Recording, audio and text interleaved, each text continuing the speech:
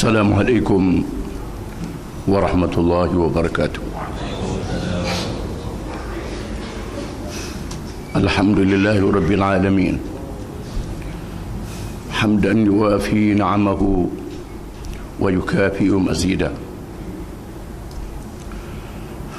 Ya Rabbana lakal hamdu kama yanbaghi li jalali wajhik wa 'azimi sultanik. Allahumma salli wa sallim wa barik ala sayyidina Muhammadin asyrafil anbiya'i wal mursalin wa ala alihi wa sahbihi ajma'in, amma ba'd. A'udzu billahi minasy syaithanir rajim. Bismillahirrahmanirrahim. Subhanalladzi asra bi'abdihi laylan minal masjidil haram ila al-masjidil aqsa alladzi barakna hawlahu linuriyahu min ayatina innahu huwas sami'ul basir. Surah Al-Isra,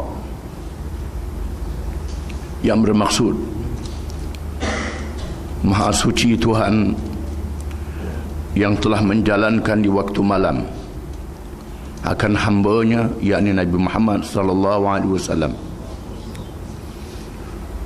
daripada Al-Masjidil Haram di Baitul Maqdis ke Al-Masjidil Aqsa, dari Al-Masjidil Haram di Makkah Al-Mukarramah ke Al-Masjidil Aqsa di Baitul Maqdis, yang telah kami berkati di kelilingnya, supaya kami tunjukkan kepadanya akan ayat-ayat kami. Sesungguhnya Dialah Tuhan yang maha mendengar lagi maha melihat. Bersempena dengan peristiwa besar yang disambut oleh umat Islam di bulan Rajab, yang dikenali dengan peristiwa Isra dan Mi'raj, iaitulah perjalanan Rasulullah sallallahu alaihi wasallam daripada Al-Masjidil Haram di Makkatul Mukarramah sehingga Al-Masjidil Aqsa di Baitul Maqdis, yang dikenali dengan Isra, kemudian diangkat naik ke langit melalui 7 lapis langit sehingga Sidratil Muntaha.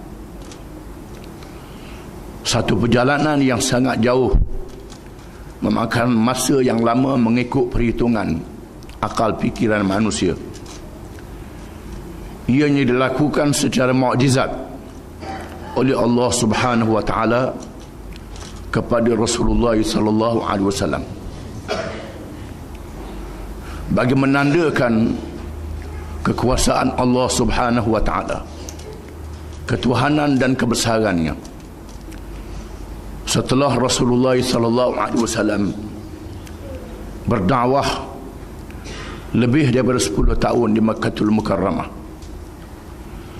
mengajak manusia beriman kepada Allah dan menegakkan syariat Allah di atas muka bumi Allah Subhanahu wa taala. Oleh kerana risalah atau kerasulan Nabi Muhammad sallallahu alaihi wasallam adalah lebih besar daripada kerasulan nabi-nabi yang lain,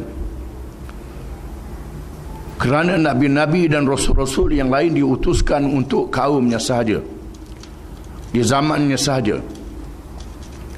Adapun Nabi Muhammad sallallahu alaihi wasallam diutuskan oleh Allah kepada seluruh manusia sehingga hari kiamat. Bagaimana risalah yang besar ini boleh mencapai kejayaan? Di peringkat awalnya sudah menerima tentangan di Mekah. Tentangan dilakukan oleh keluarga dan bangsa Rasulullah sallallahu alaihi wasallam. Kalau di Mekah sudah dihalang, bagaimana nak membawa Islam ke seluruh dunia? Ini menjadi satu persoalan yang sangat besar. Allah Subhanahu wa taala menjemput Nabi sallallahu alaihi wasallam dalam peristiwa Isra' dan Mi'raj untuk menjadi tetamu, menjadi dhaif ketika berlakunya kemuncak kezaliman dan kejahatan di Mekah setelah wafatnya Ummul Mukminin Khadijah radhiyallahu anha dan bapa saudara Rasulullah sallallahu alaihi wasallam, iaitu Abu Talib. Dua orang yang disegani di kalangan penduduk Mekah. Selama ini mereka sekadar menentang dengan cakap, dengan menyebarkan fitnah sahaja. Apabila kedua orang ini sudah meninggal dunia, orang yang disegani tidak ada lagi, maka berlakulah kemuncak kezaliman sehingga ke peringkat untuk membunuh Rasulullah sallallahu alaihi wasallam. Walaupun demikian, dakwah tidak dihentikan. Maka Nabi sallallahu alaihi wasallam pergi ke Taif, mengajak Bani Thaqif, penduduk Taif, satu bandar yang berhampiran dengan Mekah, dengan harapan penduduk Taif menerima Islam. Apa yang berlaku? Penduduk Taif lebih kejam daripada penduduk Mekah. Kalau begitu keadaannya, bagaimana Islam nak disampaikan? Apalagi peranan Nabi-Nabi dan Rasul-Rasul mestilah melaksanakan dua perkara. Yang pertama, berdakwah.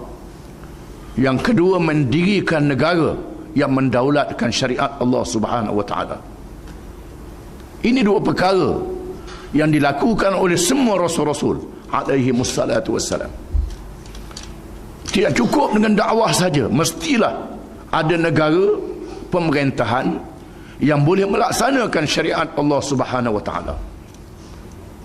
Oleh kerana ini bentuk Islam yang dibawa oleh Nabi sallallahu alaihi wasallam menyebabkan ditentang oleh pemimpin-pemimpin Mekah. Kalau Islam itu sekadar dakwah, semayang, puasa, zakat, haji, umrah, itu saja, maka tak jadi masalah. Abu Jahal boleh bagi tauliah, boleh bagi keizinan kepada Nabi sallallahu alaihi wasallam. Tetapi masalahnya, Mekah mestilah diperintah dengan syariat Allah Subhanahu wa taala. Dan seluruh dunia mestilah diperintah dengan syariat Allah. Bukan sahaja mengislamkan manusia, termasuklah mengislamkan negara yang memerintah manusia. Kalau inilah objektif dakwah yang dibawa oleh Nabi sallallahu alaihi wasallam, bagaimana untuk mencapai kejayaan? Di Mekah, di Taif sudah ditentang hebat. Maka Allah Subhanahu wa taala menjemput Rasulullah sallallahu alaihi wasallam menjadi tetamunya dalam peristiwa Isra' dan Mi'raj, menjadi tetamu kerajaan Allah Subhanahu wa taala. Biasanya kalau menjadi tetamu kerajaan akan dibawa melawat ke bilik gerakan negara untuk melihat pentadbiran kerajaan, program kerajaan. Pada malam Isra' dan Mi'raj, Allah Subhanahu wa taala tidak membawa Nabi sallallahu alaihi wasallam ke dalam bilik yang sempit. Dibawa melawat alam yang luas, di luar daripada kemampuan manusia untuk mengukurnya. Alam bumi dan alam langit, alam nyata dan alam ghaib, alam manusia dan alam malaikat. Manusia bermula di zaman Nabi Adam alaihi salam sehingga hari kiamat, bertemu dengan